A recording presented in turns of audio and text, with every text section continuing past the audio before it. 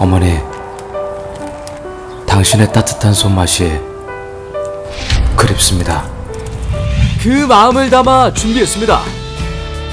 10가지가 넘는 다양한 밑반찬, 씹을수록 고소한 맛, 쫄깃하고 담백한 맛, 순심이 흑염소.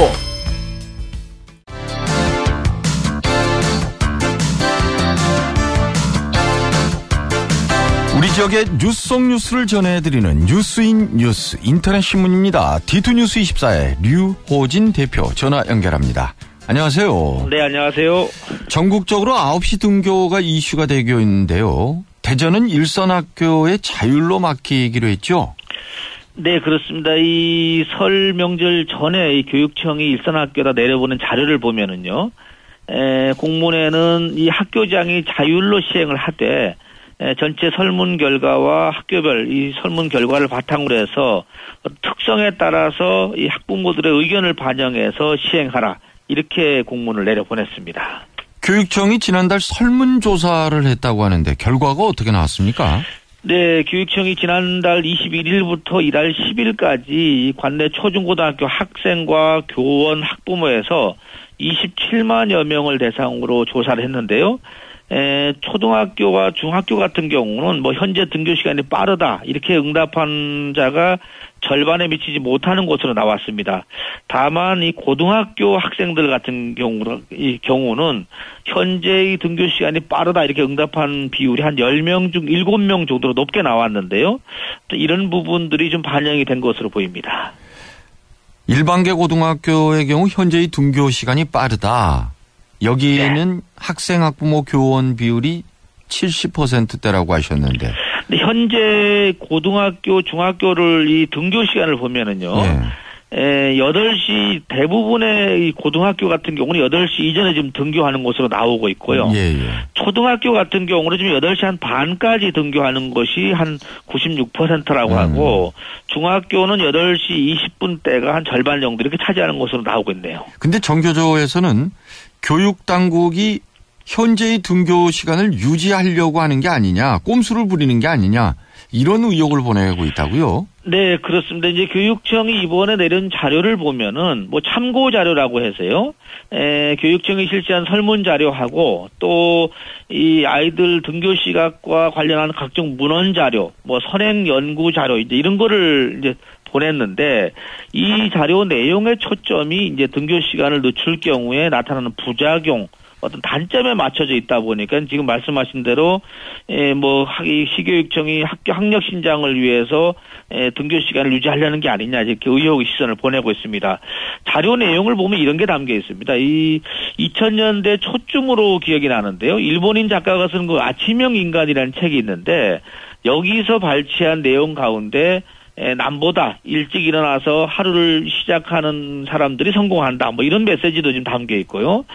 또 통계청 자료를 인용한 걸 보면은 맞벌이 부부 현황에서 이 대전이 광주시를 제외하고는 이 특광역시 중에서 이 맞벌이 비중이 높게 나온 것으로 나왔는데, 이거를 제시를 하면서 9시 등교를 할 경우에 적지 않은 문제를 일으킬 수 있다, 이렇게 지금 지적을 하고 있습니다. 근데 교육청이 이런 그 느낌을 주기만 해도 사실 일선학교에서 소신껏 등교 시간을 자율적으로 하기는 어려울 것이다, 이런 말들이 나오는데요.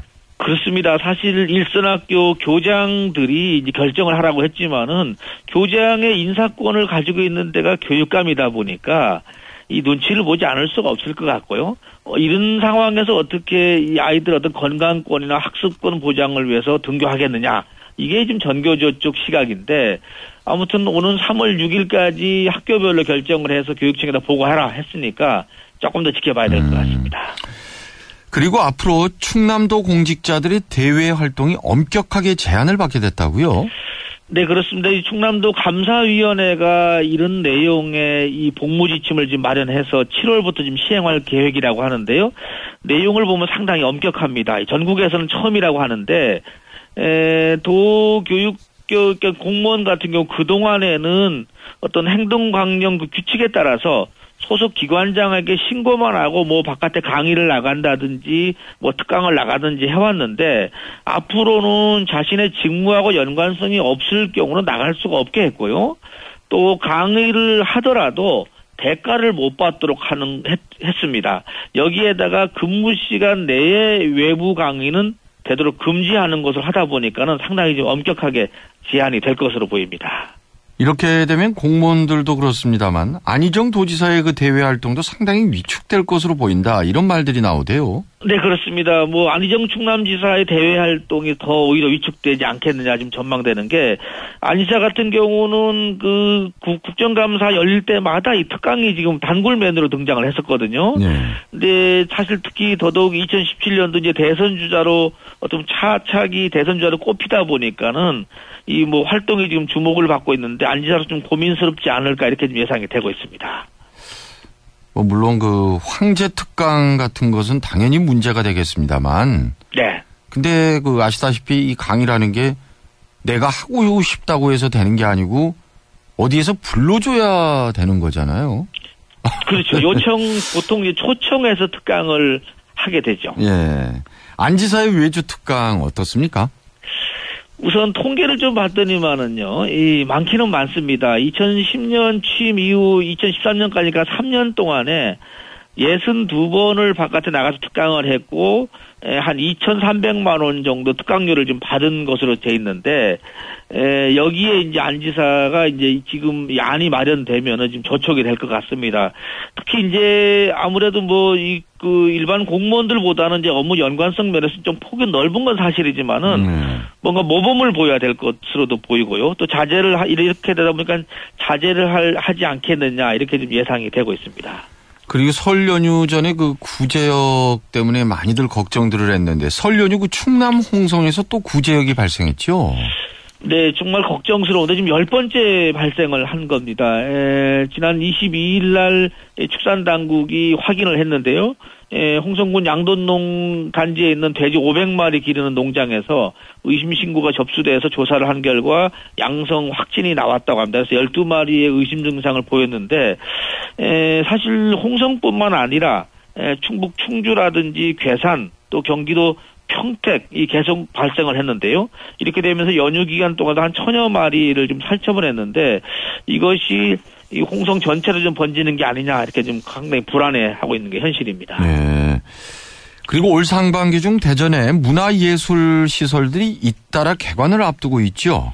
네, 그렇습니다. 지금 문화동에 그 예전에 연정국악 문화회관이라고 했는데요. 시민회관 자리입니다. 여기에 지금 대전 예술가의 집이 지금 신축을 마무리했고요.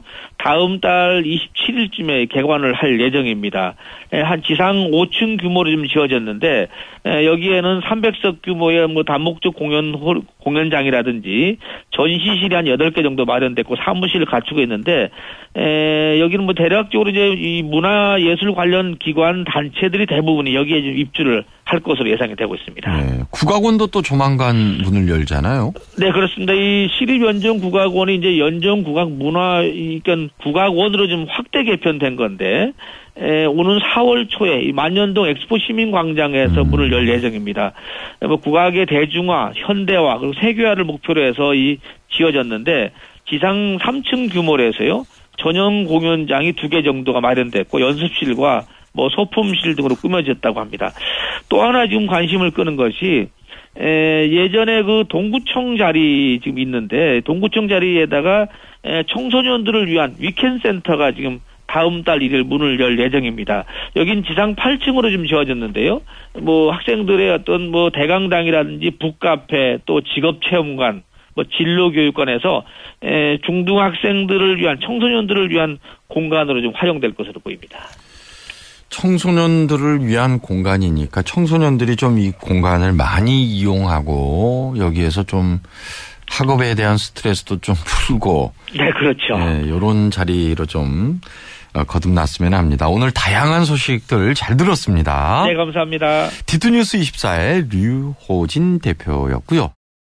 네, 뉴스 플러스 시간입니다. 이 대전의 공공유아원이죠. 예. 공공요원이 28개소가 더 늘어날 예정이다. 공공형 어린이집이 예정이라는 소식이 있습니다. 대전지검 차장검사의 권오성, 그리고 청주지검 차장검사의 허상구 검사가 발령이 됐습니다. 김종필 전 국무총리 부인 박영옥 씨 별세 소식도 오늘 올라와 있습니다. 네, 반성하지 못한 여제자 성추행한 교수에게 중벌이 내려졌다는 소식도 있네요. 네. 커피 전문점, 전국적인 소식인데 커피 전문점에 대한 평가를 했는데요. 가격에서는 이디야가 1위를 차지했다고 합니다. 소비자 만족도. 근데 맛은 스타벅스가 좋았다. 이렇게 지금 나오고 있네요. 이 아태 기독교 학교 연맹 회장의 박노건 모건대 총장이 회장으로 선임이 됐습니다. 대전권 이 간호학과들 지금 경사입니다. 건양대 간호학과는 100명 모두가 간호사 국가시험에 합격을 했다고 하고요. 배제대도 16명이 전체가 합격을 했다는 소식도 있습니다. 유성구 하면은 보통 많은 사람들이 유흥 도시 이렇게 하는데 유흥업소가 많이 줄었습니다. 지난 10년간 40% 정도가 감소를 했다는 소식도 오늘 아침 신문에 올라와 있습니다. CMB가 창사 50주년을 맞았다고 합니다. 근데 7일간의 로맨스라는 이 드라마를 지금 홍콩 민영 TV하고 공동 제작하는데 이 7일간의 로맨스 촬영을 대전에서 지금 하고 했다고 합니다. 이응로 미술관 주변이 이 지역으로 촬영이 됐다고 하는데 이걸 통해서 좀 저쪽에 홍콩 쪽, 아시아 쪽으로 좀 확대가 돼서 또 한류들 여행지로 바뀌었으면 좋겠습니다. 대전시설관리공단 이사장의 오세은 한밭대 교수가 내정됐다는 소식도 신문에 올라와 있습니다. 한남대학교 언론인회, 한남대학교 출신 언론인회 모임이 한남언론인회가 있는데 회장이 지금 곽영지 전 KBS 총국장이었죠. 곽영지 씨가 회장인데 장학금을 전달을 했다고 합니다. 학교에다가 500만 원씩이나 전달을 했네요. 네, 그리고 요즘 이 달관 세대가 세대라는 또 단어가 나왔습니다. 달관 세대. 덜 벌어도 덜 일하니까 행복하다. 거의 뭐 불황이 계속되고 취업률이 없어지다 보니까 아주 달관을 했는가 봅니다. 아무튼 달관 세대가 다시 나온다는 게 좀 안타깝네요. 씁쓸합니다. 네. 한 80대에서 이 달관을 해야 되는데 20대가 지금 달관을 하고 있으니까 그렇습니다. 언론인의 상업주의 이런 이 조그만한 칼럼이 아침에 또 눈에 띄는데 영국의 이 보수 우익 여론을 대변하는 정통 일간신문 데일리 텔레그라프라는 게 있다고 합니다. 이 신문이 지금 곤경에 빠졌는데 여기에 근무하던 한 직원이 사표를 쓰면서 양심선을 했는데요. 경영진들이 이 광고 수입에 급급해서 편집권을 훼손하고 있다. 이런 내용이 지금 올라와 있습니다. 뜨끔하네요. 네. 이상 플러스 뉴스 마치겠습니다.